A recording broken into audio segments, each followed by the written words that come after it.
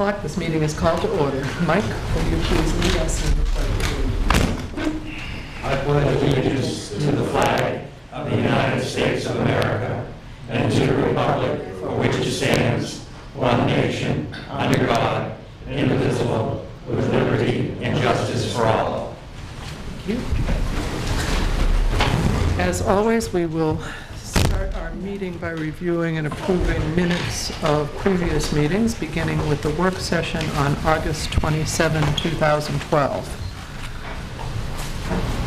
Madam Chairman, I have a couple of suggestions on the bottom of the first page, and I've given those suggestions to the town administrator. They're minor in nature. One of them just clarifies that the initial comments on the roundabout dealing with lighting, it was in the roundabout, not around the roundabout. And on the second page, it refers to when the new LED lights are installed around the roundabout. The roundabout or the common? Common, excuse me, common. Thank you. But the town administrator has those suggested. It's administrative things. All right. I would make a motion to approve the minutes as amended. Second. It's been moved by Mike and seconded by Charlie. All those in favor? Aye. Work session minutes are approved. Going on to the regular select board meeting of August 27, 2012.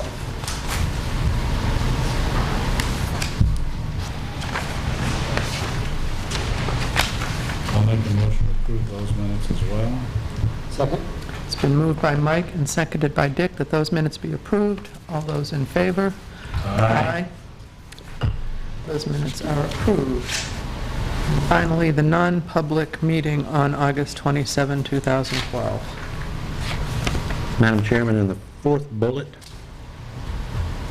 and the fourth line, I believe it was our intent to not specify which members, just all members. My suggestion is that word alternate be scratched. I agree.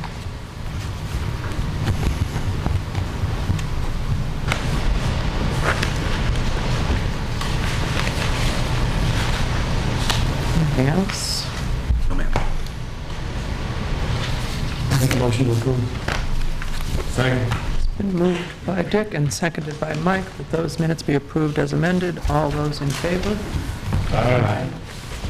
Those minutes are approved.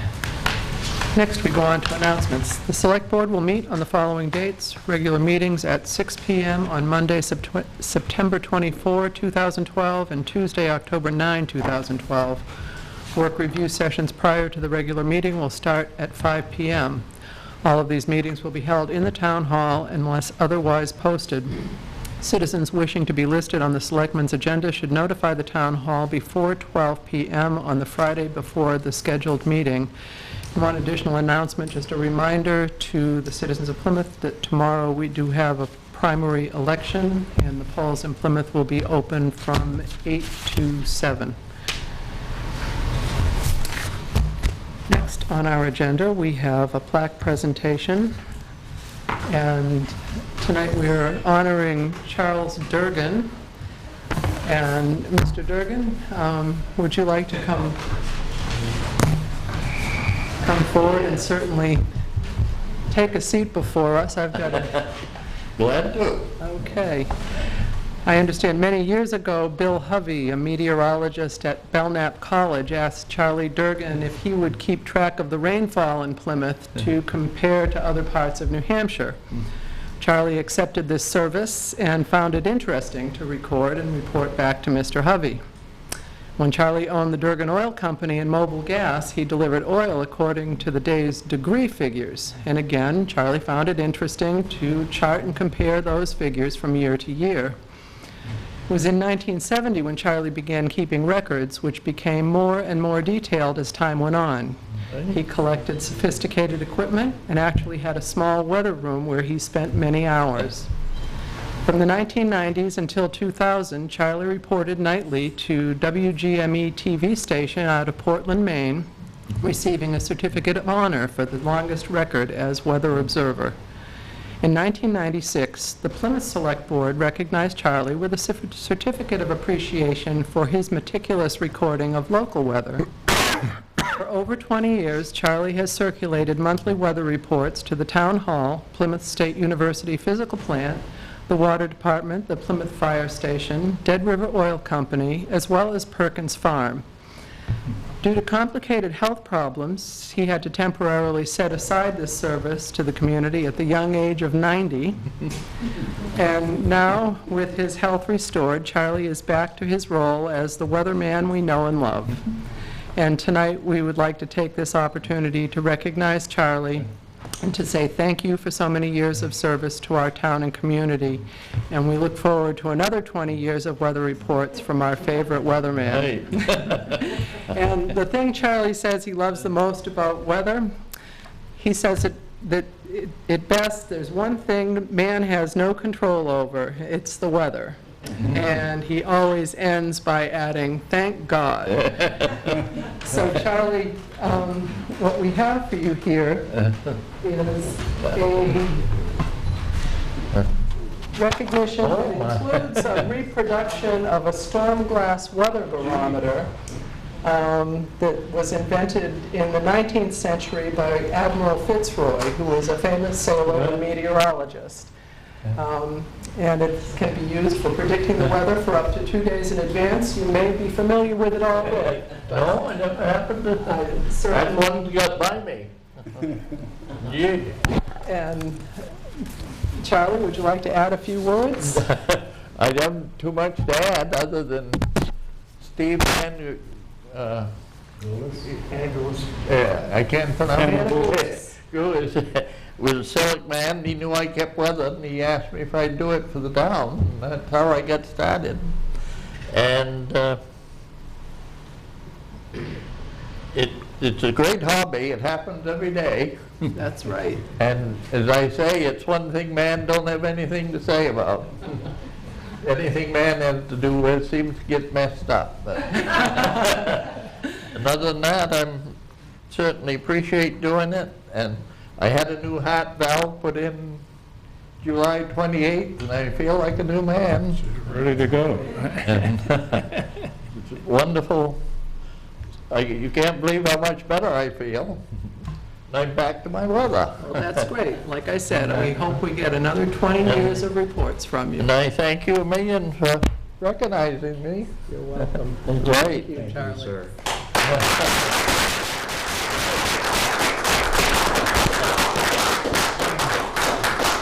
I have my two daughters with me. I know, and I'm going to hand this back so that one of them can take this to go with your plaque. Thank you. 91 next Wednesday. 91. Happy Next birthday. Wednesday. Yeah, wow.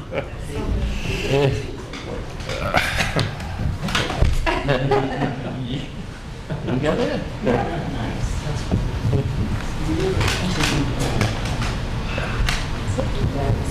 I see you got my book with all the We details. do, and I was just going to add that this is one of Charlie's meticulously kept reports of the weather. And I've got 3 more books just like that. Right, and this book we'll have at the town hall for at least a week for the... Oh, I'll get it when I bring the weather in next month. Okay.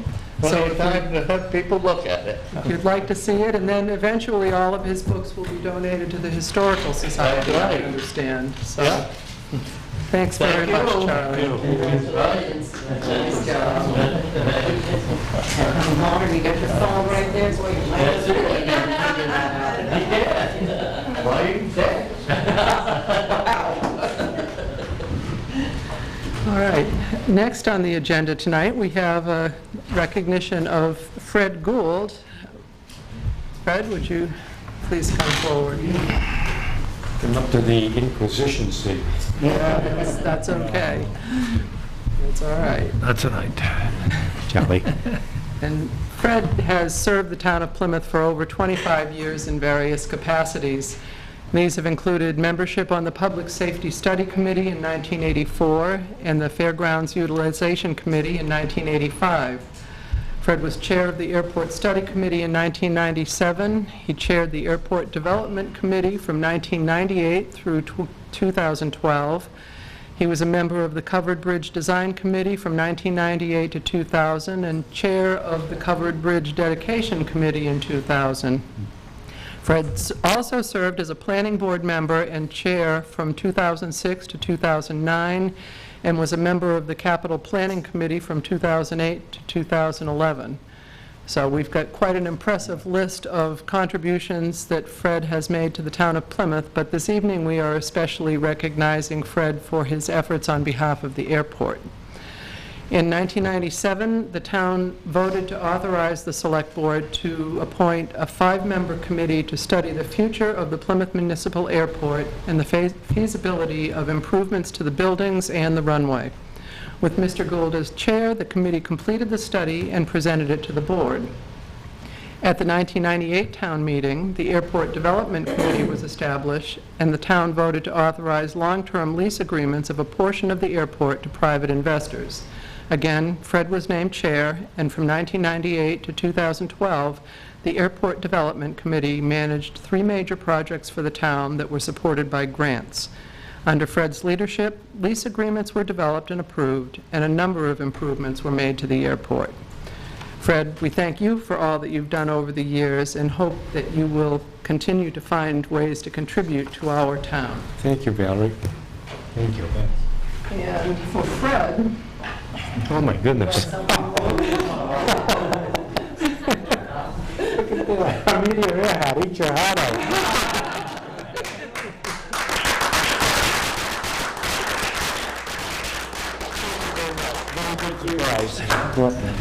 out. Have you a few words to say, Fred?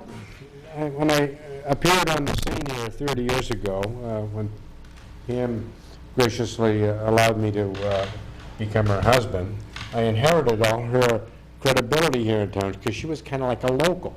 And so people took me much more seriously than they really should have, because I was really a flatlander.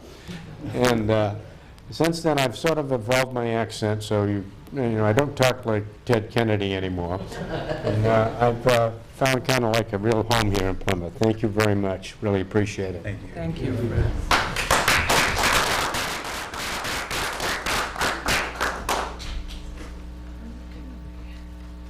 Moving on to appointments, we have a request from Mark McGlone for reappointment to the Parks and Recreation Commission.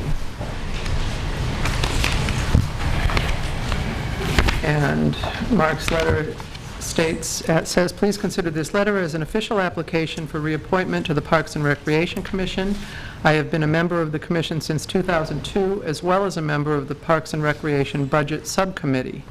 I am a lifelong resident of 84 Summit Road in Plymouth and a 7th grade math teacher at Plymouth Elementary School. As a family, we have participated and enjoyed many programs offered to our community. I hope to continue to serve the town of Plymouth and work with you and the other commission members to assist our community in as many ways as possible. Thank you for your consideration. If you are in need of any further information, please feel free to contact me.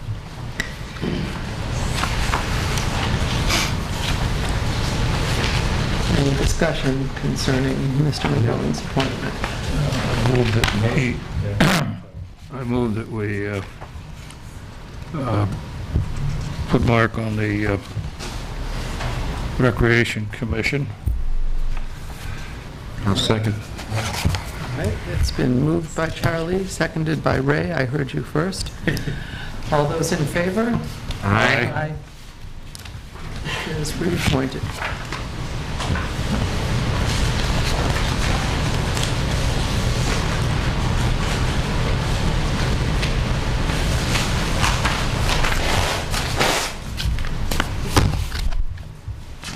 Okay, next we have PSU appointment of full-time police officer Brianna Jerrior.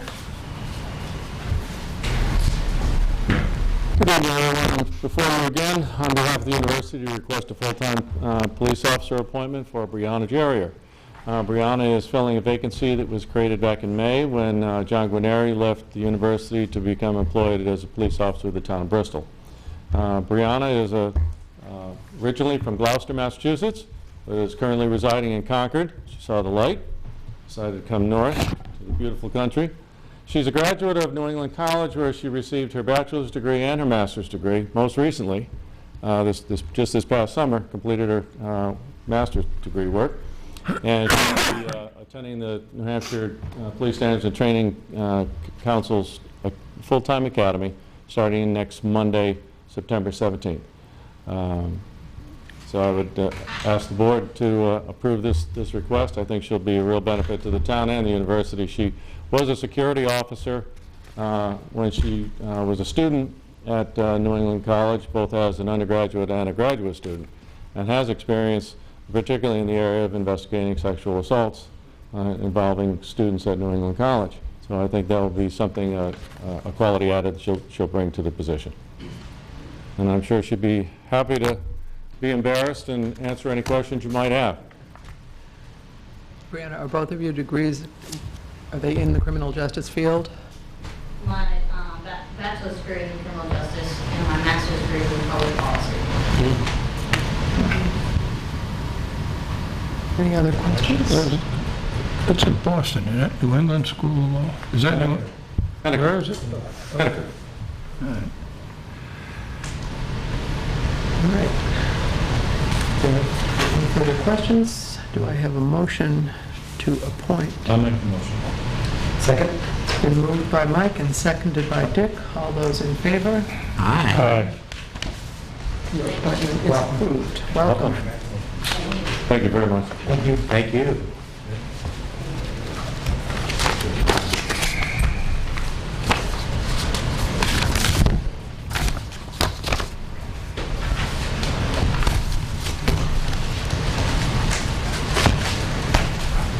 Okay.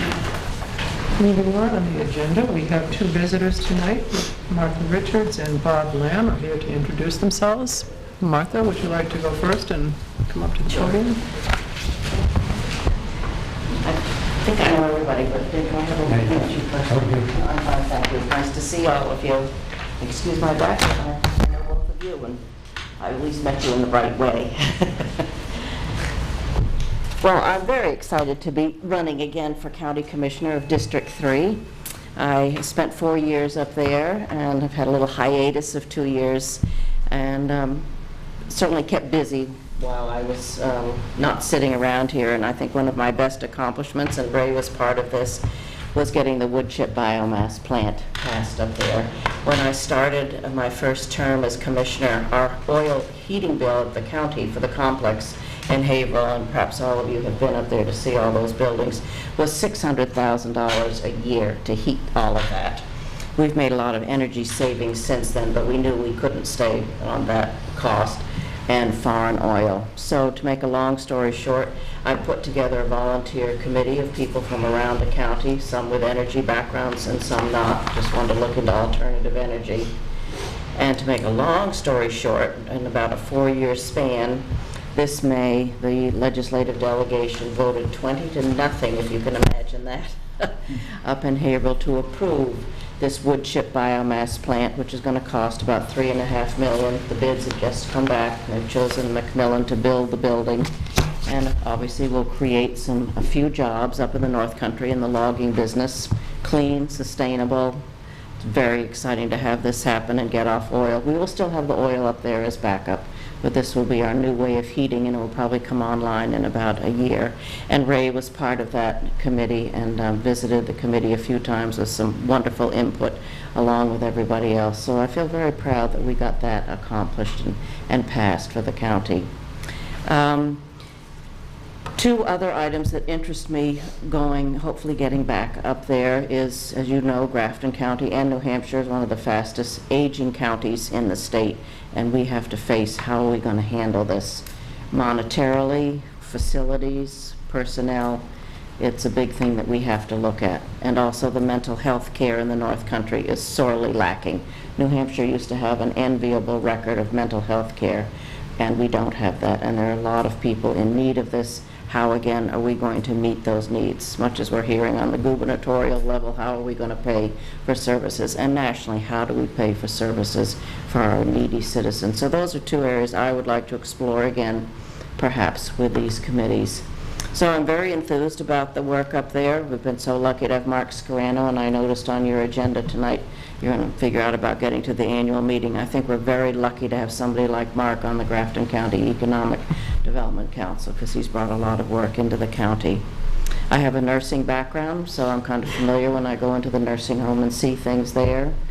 Our farm is the only remaining county farm in New Hampshire, and we have to figure out what we're going to do with that. I'd like to see some more educational opportunities up there, but these things cost money. But we are making some money with the vegetable stand, and it's feeding the inmates in that beautiful new Department of Corrections, which I know is a little controversial for people, but hey, the other one lasted 100 years. If we get 100 years out of this one, I think we're doing well.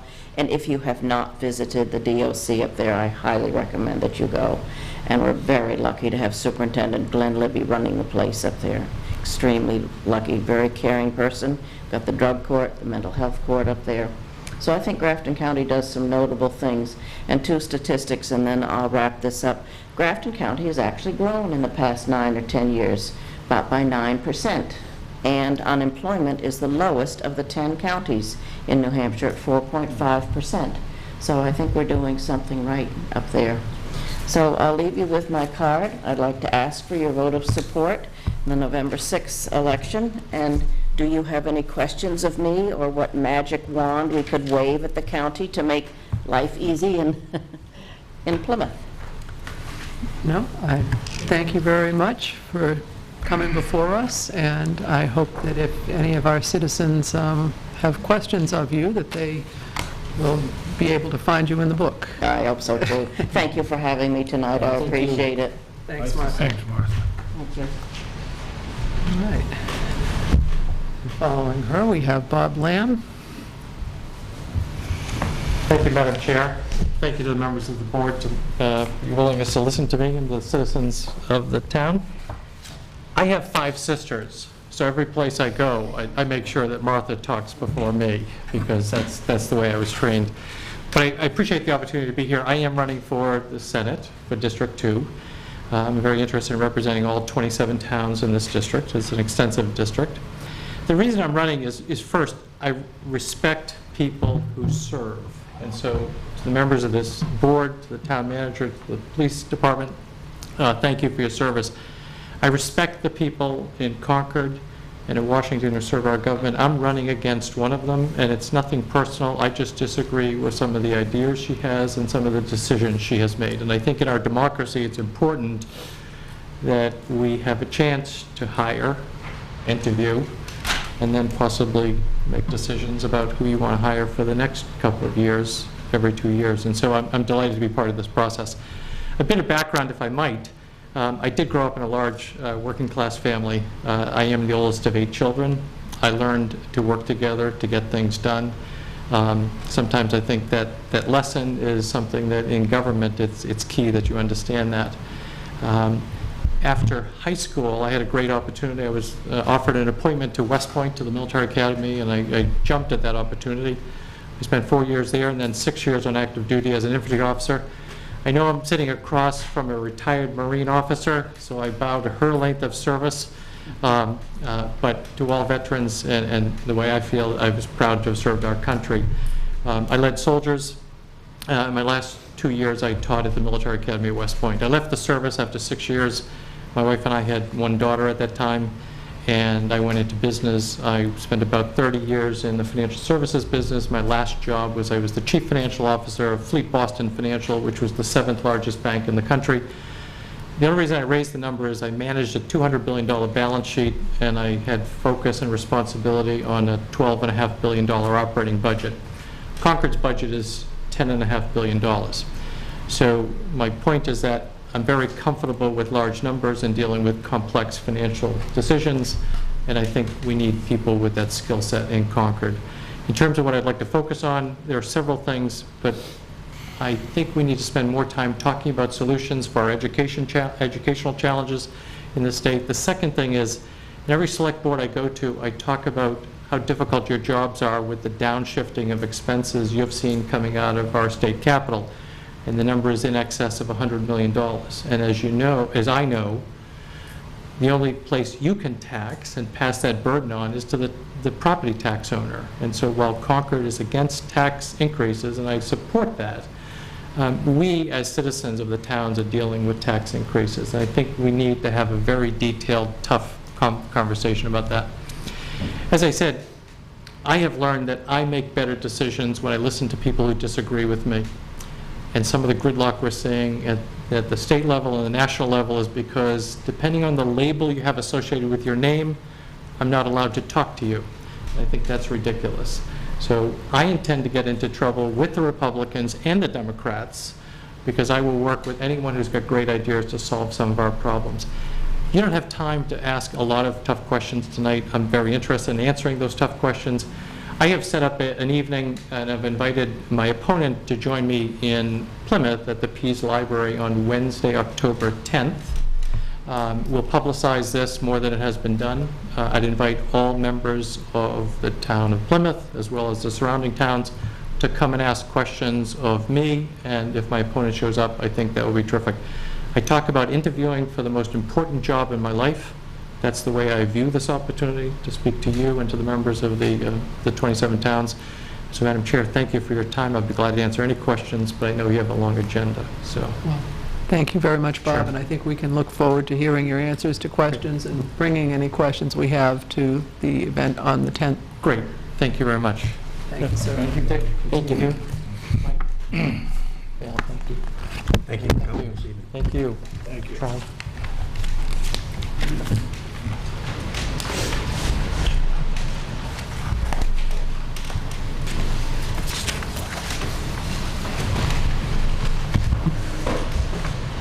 Okay.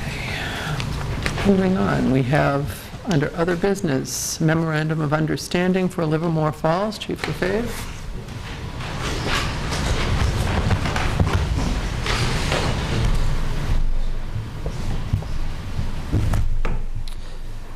Well, basically, the memorandum of understanding that you have before you is from New Hampshire DRED, which is the Department of Resources and Economic Development.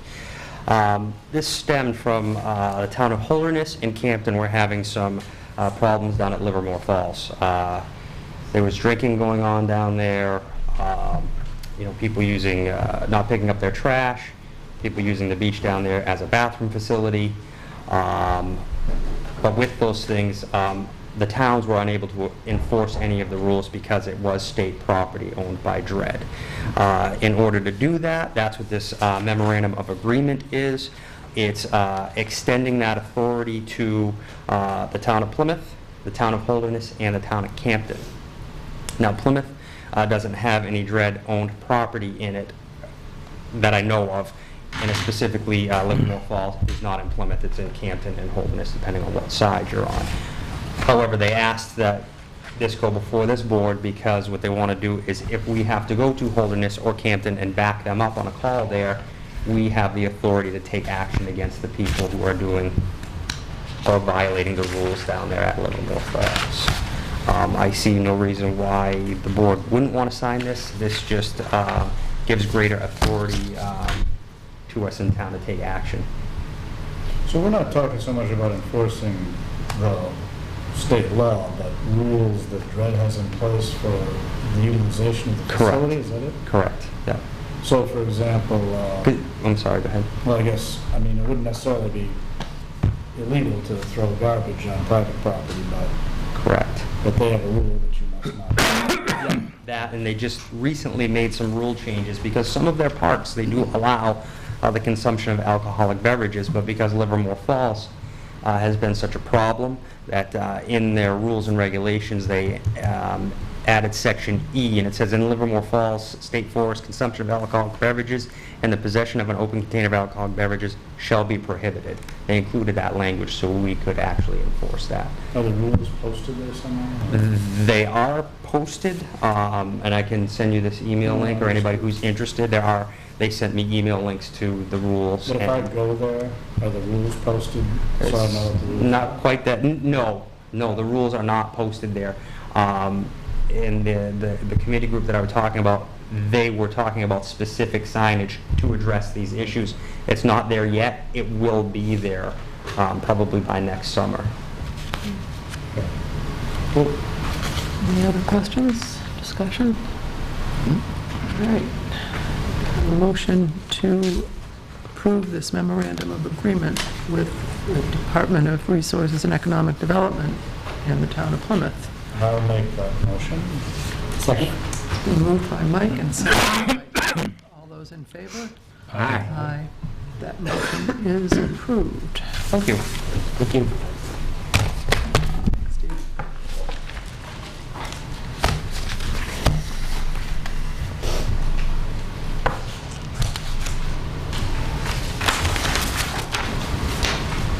Okay, next on the agenda, we have the annual meeting of the Grafton County Economic Development Council. Meeting is scheduled to be at 8 tomorrow morning over in Hanover, I believe it is. Lebanon. Because our select board members are involved in the primary election tomorrow, we have appointed Bill Webb of the Grafton County Economic Development to act as proxy for the town of Plymouth. So Bill Webb will represent us, and just as a matter of information, the matters being voted on are not controversial or even extremely substantive. They're just routine administrative decisions that they're making, more business meeting than anything else. We have no unfinished business. Is there- Committee reports. Oh, committee reports. I apologize. I moved on. Committee reports. Charlie? Nothing. Good. Ray? I served as the alternate on the planning board, and the planning board had 2 meetings since the last select board meeting, in which the principal focus was an application on Tenny Mountain Highway near the intersection of Highland Street, essentially on what's characterized as the south side of Tenny Mountain Highway, for initially a subdivision for 2 parcels off the larger 70, I'm going to round 70-some acre of that development area down there, and that subdivision was approved this past Thursday night, September the 6th, by the planning board. They then held hearings on each of the 2 lots that are being proposed for development. There were some technical questions that the planning board believed needed answers on before further consideration, so they have continued the hearings on both of those lots until September the 20th. I do not have anything to report. No, Ray stepped in for me, so I'm all set. I have nothing to report. So, thank you, Ray, for reminding me of that. And Paul? Excavating permits. Oh, that's right. We have permits for excavating, which typically involve requests, people who want to install a culvert under a driveway or something along those lines, have historically required approval by the select board, and with the select board meeting every 2 weeks, and sometimes if there were 5 Mondays in a month, even less, with a bigger break than that. These approvals, it's in the interest of the town to get them done more expeditiously. So we have had a recommendation that the approval authority be changed to the code enforcement officer with the highway department manager as his alternate. And is there any discussion concerning that proposal? I think it's prudent not only from a timing standpoint, but also from a qualification standpoint. Put the people who are in the know in a position to make timely decisions. So I support the idea. I agree. Yeah, me too. I would agree with that. All right. Do I have a motion to change the approval authority then? So moved. Second. It's been moved by Ray, seconded by Mike. All those in favor? Aye. That motion is approved. Okay. Now, do we have any public comment? It has no comment. All right, with that, I would request a motion to go into a non-public session in accordance with RSA 91-A:3, 2, A through C, personnel. So moved. Been moved by Charlie, seconded by Dick. All those in favor? Aye. Aye. Aye. We're in non-public.